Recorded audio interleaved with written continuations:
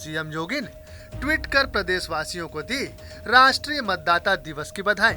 लिखा, मतदान हम सभी का अधिकार एवं कर्तव्य है।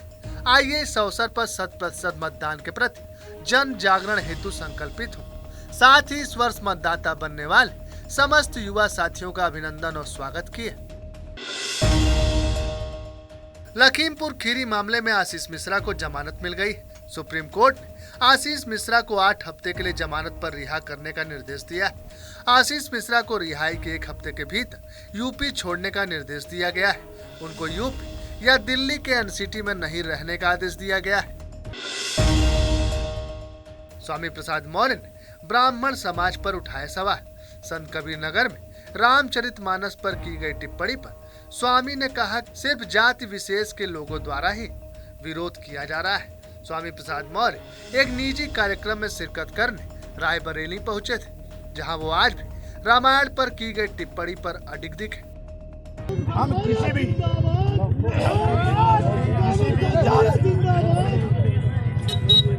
धर्म, किसी भी आराध्य पर मैं कोई टिप्पणी नहीं कर रहा हूँ, बल्कि धर्म के नाम पर दलितों, पिछड़ों, आदिवासियों, महिलाओं पर की गई आपत्तिजनक टिप्पणी का विरोध कर रहा हूँ और उसको करता रहूँगा। मैं अपनी बात रखा, मैं आज नहीं, पहली बार नहीं, मैं सैकड़ों बार सार्वजनिक मंचों से इस बात पर हमला कर चुका हूँ, आज भी कर रहा हूँ, आगे भी करता रहूँगा। वो एक जाति विशेष का है, वो पंडे पुजारी की बिरादरी का है, जिसकी धंधे पर खतरा दिखाई पड़ रहा है। उनको आभास हो गया कि अगर मौर्य जी के इस आह्वान पर सभी आदिवासी, दलित, पिछड़े और महिलाएं मंदिर में आना बंद कर देंगी तो चढ़ावा बंद हो जाएगा, उनकी पेट पूजा बंद हो जाएगी, उनका धंधा ठप हो जाएगा। इसलिए वो खिसियाने हैं और वही पागलों की तरह भौंक रहे हैं। श्री रामचरितमानस पर विवादित बयानों का दौर लगातार जारी है। शिक्षा मंत्री चंद्रशेखर और सपा के वरिष्ठ नेता स्वामी प्रसाद मौर्य के बाद सपा नेता और पूर्व विधायक ब्रजेश प्रजापति ने श्री रामचरितमानस की चौपाइयों पर सवाल उठाए। श्री रामचरितमानस की एक चौपाई को हाईलाइट करते हुए पोस्ट डालकर की चौपाइयों को बदलने और बैन करने की मांग। देखिए, रामचरितमानस में जो आपत्तिजनक पंक्तियां हैं, हम लोगों का ये है, सरकार से अनुरोध है कि उन आपत्तिजनक पंक्तियों को हटा दिया जाए या फिर पूरी रामचरितमानस को ही बैन कर दिया जाए। चूँकि उसमें लिखा हुआ है, गोस्वामी तुलसीदास ने लिखा है, पूजा है विप्र शील गुणहीना, शूद्र न गुणगन ज्ञान प्रवीणा। अब ब्राह्मण चाहे कितना भी मूर्ख हो, बेवकूफ़ हो, दुराचारी हो, वो पूजनीय है, लेकिन अगर शूद्र चाहे जितना तेजस्वी हो, योग हो, वो पूजनीय नहीं है। गाली लिखी है। और वर्ण व्यवस्था के आधार पर ब्राह्मण, क्षत्रिय, वैश्य, शूद्र 4 वर्ण होते हैं। तो शूद्र वर्ण में जितना आदिवासी है, दलित है, पिछड़ा है, ये सभी समाज शूद्र वर्ग में आता है। तो हम लोगों के लिए गाली लिखी हुई है। इसी तरीके से उन्होंने आगे लिखा है, जय वर्णाधम तेली कुम्हारा, सुपच किरात कोल कलवारा। अब जो वर्णों में अधम है, नीच है, लुच्चा, लफंगा, वो तेली, कुम्हार, सुपच, किराट, ये सब जातियां हैं। तो इस तरीके की अपमानजनक इन जातियों को जातिवार चिन्हित करके कहना, इस पे हमारा कड़ा विरोध है। साथ ही उन्होंने आगे लिखा, ढोल गंवार शूद्र पशुनारी, सकल तारण के अधिकारी। महिला 50% आबादी है भारत में, आधी आबादी की है, चाहे वो किसी भी जाति धर्म की महिला क्यों ना हो, वो ताड़ने की अधिकारी है, शूद्र को प्रताड़ित करने के अधिकारी हैं। तो इस तरीके की जो चौपाइयाँ हैं, हमारा सरकार से मांग है कि इनको प्रतिबंधित किया जाए, इन पर बैन लगाया जाए या फिर पूरी की पूरी रामचरितमानस को बंद किया जाए। लखनऊ में मंगलवार को हुए अलाया अपार्टमेंट हादसे में अखिलेश यादव की सरकार में श्रम राज्य मंत्री रहे शाहिद मंजूर का परिवार फंस गया है। लखनऊ पुलिस ने शाहिद मंजूर के बेटे नवाजिश शाहिद, मोहम्मद तारिक और फहद याजदान नाम के 3 लोगों के खिलाफ मुकदमा दर्ज किया है, जिसमें से शाहिद मंजूर के बेटे नवाजिश शाहिद को गिरफ्तार कर लिया गया है। बाकियों की तलाश जारी है।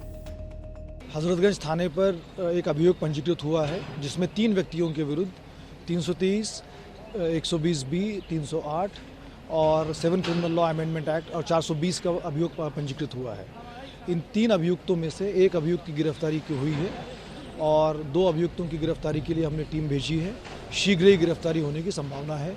चूँकि इस प्रकरण में अभियोग पंजीकृत होने के पश्चात 2 महिलाओं की मृत्यु हुई थी, तो इस अभियोग को 308 से 304 में तरमीम किया गया है और उनको जुडिशियल कस्टडी में भेजा गया है। सर, जिसकी गिरफ्तारी हुई उनका क्या नाम है?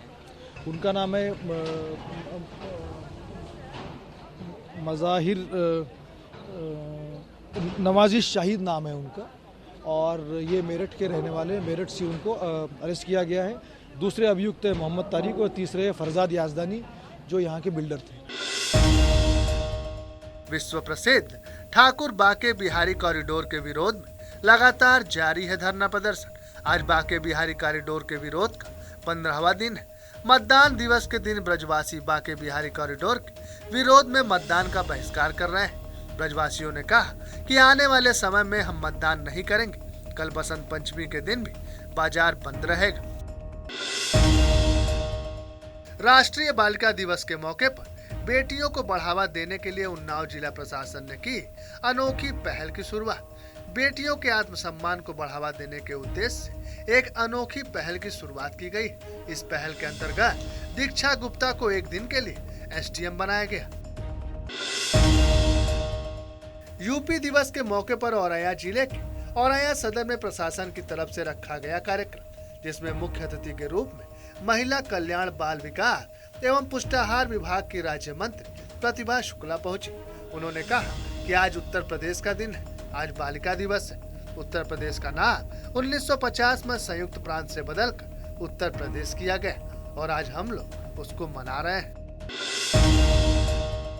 उत्तराखंड में भर्ती परीक्षाओं में हो रही धांधली के बाद राज्य सरकार नकल विरोधी कड़ा कानून लाने जा रही है। इसके लिए शासन द्वारा पूरा ड्राफ्ट तैयार कर लिया गया है। इसमें कई कड़े कानूनों का प्रबंध किया गया है। जल्द ही कैबिनेट में इसे लाकर मंजूरी दे दी जाएगी। मुख्यमंत्री पुष्कर सिंह धामी का कहना है कि उत्तराखंड में भर्ती परीक्षाओं में जिन लोगों ने भी गड़बड़ी की है, उन्हें किसी भी कीमत पर बख्शा नहीं जाएगा और आगे के लिए भी सरकार ठोस कानून लाने जा रही है, जिसके लिए शासन द्वारा सभी तैयारियां कर ली गई। मुख्यमंत्री ने कहा कि नकल विरोधी कानून के तहत नकल करते पकड़े जाने वाले 10 साल परीक्षा नहीं दे पाएंगे। साथ ही आरोपी की संपत्ति जब्त करने का भी प्रावधान है।